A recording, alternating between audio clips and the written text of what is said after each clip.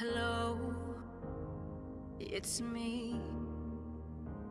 You know, indoctrination started while we were still naive, programming our beliefs.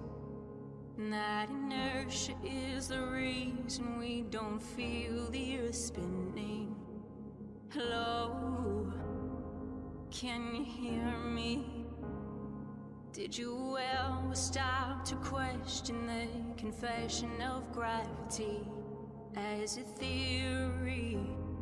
Funny thing, force alone can be explained with buoyancy and density. The sun is closer than what they've told us, not 90 million miles away. Hello from the inside. I'm here to tell you not to lie. And there never was a space probe, and those planets you've left so wandering stars.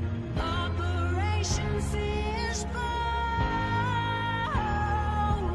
There never was a South Pole.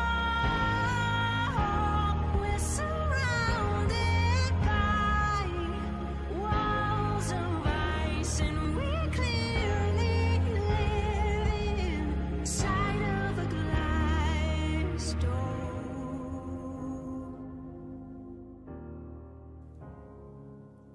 Hello, how are you?